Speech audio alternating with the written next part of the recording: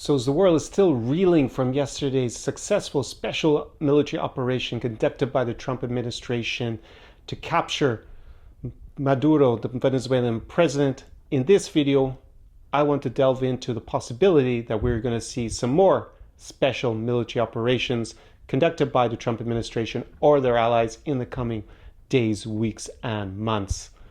Привет, my name is Connor Klein. Welcome to Geopolitics from Ukraine. I'm here in Odessa, and to reference yesterday's video, I discussed whether it would be good or bad for Russia in the context of the war. Interestingly, because this is a clear violation of international law by the U.S. that is no good with respect to rules-based order and his invasions here in Ukraine. The fact that Vladimir Putin has just lost another ally globally. He lost Assad, the dictator of Syria, back around a year ago, and it looks like that the U.S. will push to increase Venezuelan oil production through the roof over the coming months and years.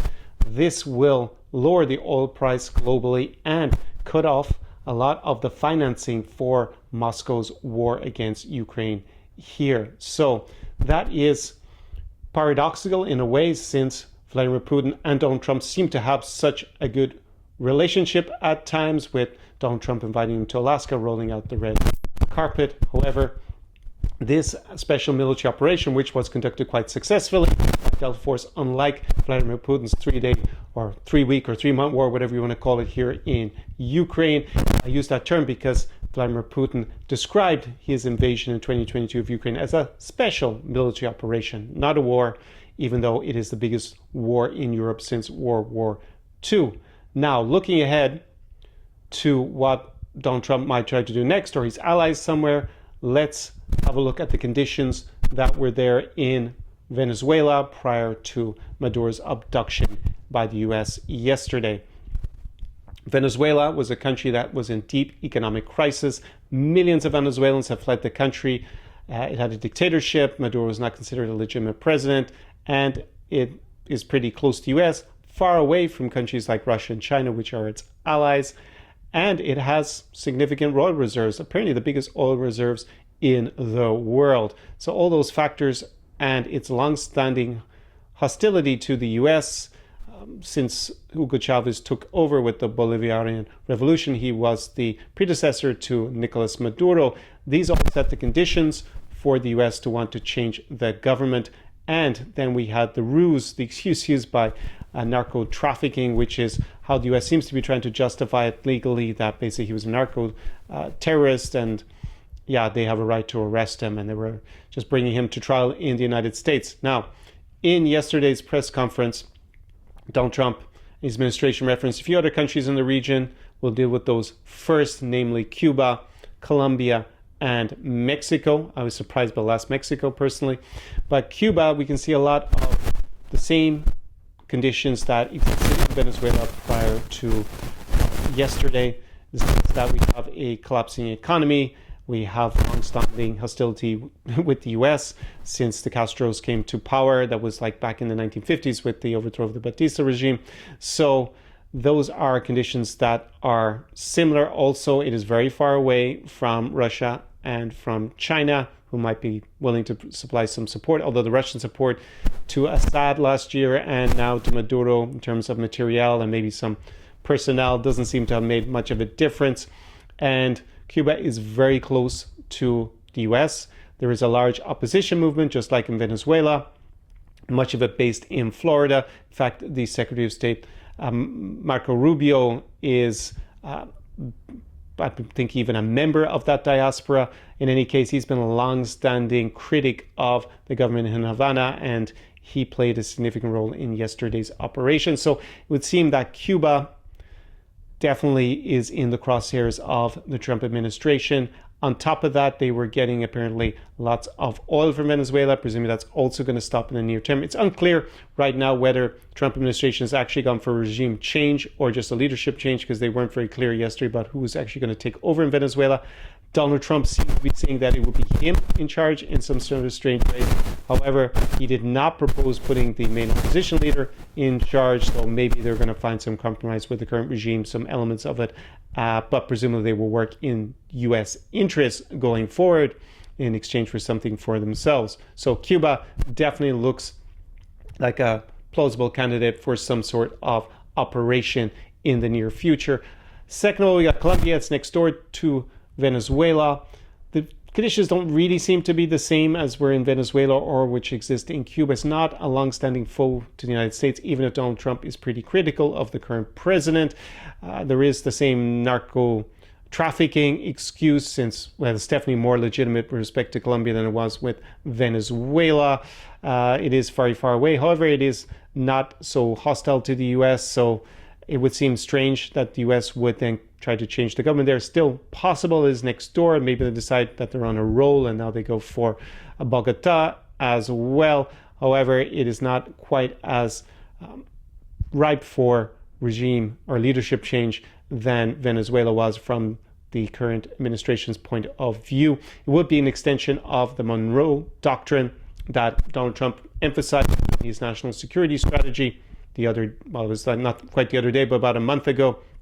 Monroe Doctrine is a doctrine from the 19th century where the U.S. outlined that it wanted an exclusive sphere of influence in the Americas and didn't want European colonial powers interfering on this part of the world, in this hemisphere, the Western Hemisphere. And Donald Trump, I think he even referred to it as the Monroe Doctrine yesterday, trying to take possession of that term going forward and giving his own flavor to it. Some European colonial powers still had colonies in the Americas, but their scope to influence what happened in the Americas was dramatically reduced afterwards, by the virtue of growing U.S. military power at the time. But the U.S. signaled that that's what it wanted.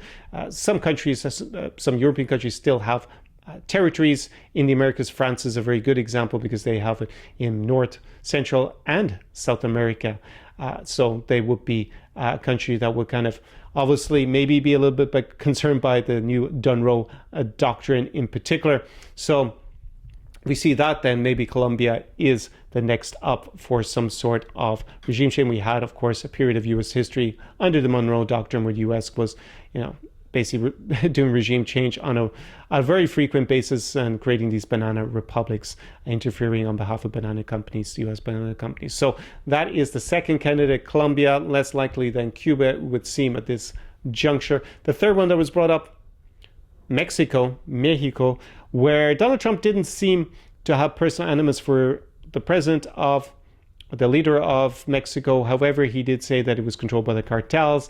So maybe he wants to put pressure on Mexico to change how the government deals with drug cartels in Mexico, or maybe he just has another leader in mind that he think would do a better job, and that could be an excuse to interfere in Mexican domestic politics. Again, the national security strategy outlined that the U.S. sees the Western Hemisphere as its sphere of influence and that it has a right to interfere in the elections of European countries that it's also allied to.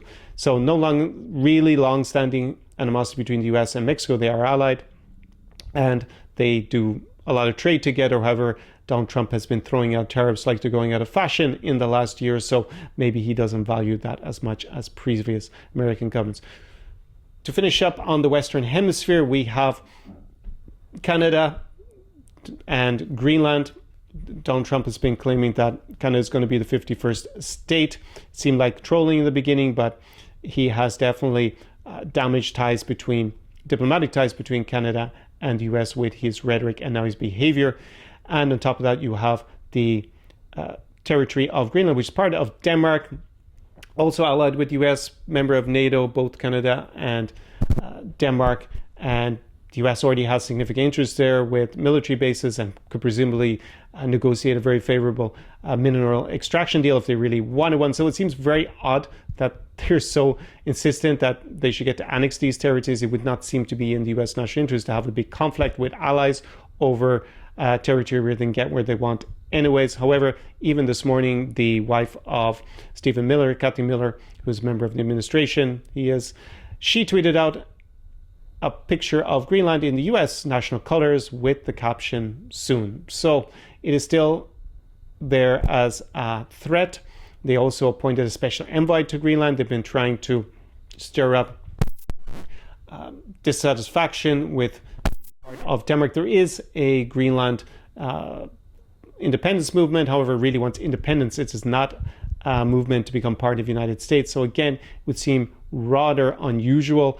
However, they already have the military bases there. Maybe it would actually be pretty easy for them to just declare control, but it would not really be in the U.S. national interest to do that. But again, this is an administration under Donald Trump that seems to be rather rogue with its attitude to the rules-based order and its relationships with its allies. So we cannot exclude that they would and do something in either Canada or Greenland. I'm sure they're losing a little bit of sleep over in Copenhagen at the moment, and they will presumably be figuring out a way to bring Greenland closer to Denmark and not further away in the near future. And also Greenlanders will be a bit concerned about their own ability to control their own domestic affairs going forward, their own national affairs. So that is the Western Hemisphere. Now, on the other side of the globe, I'm just going to point out one U.S. ally that is very pertinent. That is Israel. They've already had a war with Iran in the last year. Benjamin Netanyahu basically claimed to have taken out much of the Iranian nuclear program during the summer. Russian air defense or Russian-made air defense didn't seem to do much help for the Iranians there once again. And we have seen street protests in Tehran in the last weeks, even before this special military operation by Donald Trump, which was, of course, a lot more successful than Vladimir Putin's here. Iran, long-standing foe of the United States, very unpopular, considered illegitimate government in Tehran, catastrophic economic situation, a big possibility that the current Israeli leader would want to conduct another war against Tehran and remove Iran as a national security threat to Israel. Also, he's got his own domestic political problems with alleged corruption, so maybe pursuing another war now that the war with Gaza is somewhat in a hiatus, at least a temporary situation of a ceasefire of sorts, that he might go for this as the optimal moment to try and remove the mullahs in Tehran. Again, we've seen the opposition out on the streets, so this may swell into a type of popular uprising against the mullahs. Definitely, there are a lot of reasons to see why that might happen. It is, of course, a lot closer to Russia, its ally, a lot further away from the U.S., even if America's ally, Israel, is obviously in the region. So not clear whether that will be a major issue or not. Again, Russian support for Assad and Maduro didn't really seem to be that valuable at the end of the day. Russia has lost its ability to extend its power across the globe with this train wreck of an invasion of Ukraine. They not just lost Maduro and Assad, they've also lost a bit of control in Africa, where they had a considerable presence with the Wagner private military group before the invasion, and definitely at the beginning. Then we saw the mutiny by Prigozhin, who was the leader of that. So I'll get to that in a second, what all this means for Vladimir Putin.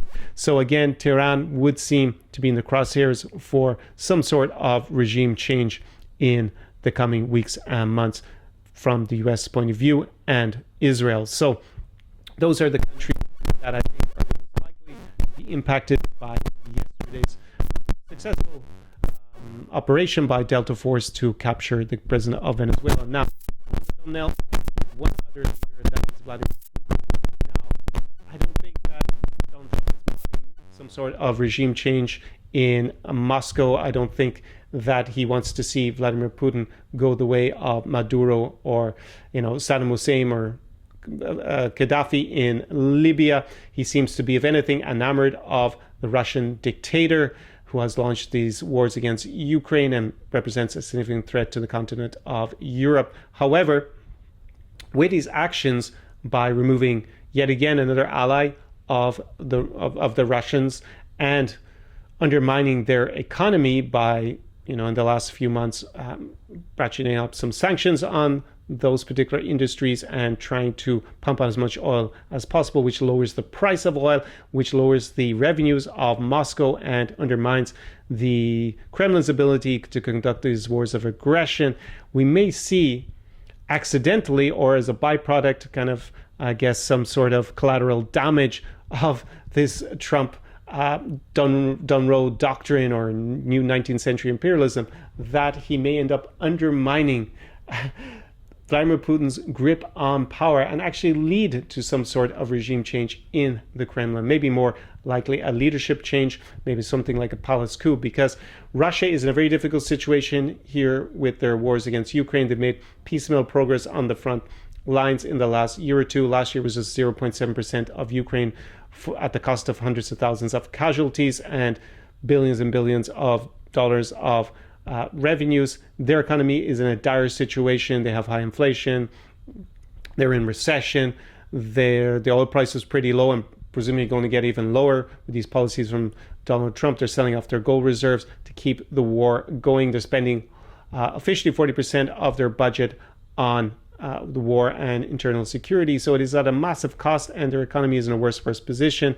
And this is going to possibly undermine the legitimacy of Vladimir Putin, at least amongst the elites, especially if it starts to affect the elites more in Moscow and St. Petersburg. Up until now, the effects of war have been largely limited to the more provincial parts of the country, but this is possibly going to start to change in 2026. We would expect that to happen. So, ironically, Donald Trump may end up causing at least leadership change in Moscow as a byproduct of his rogue policies and disrespect of international norms and international law. So I'll leave you on that final parting note.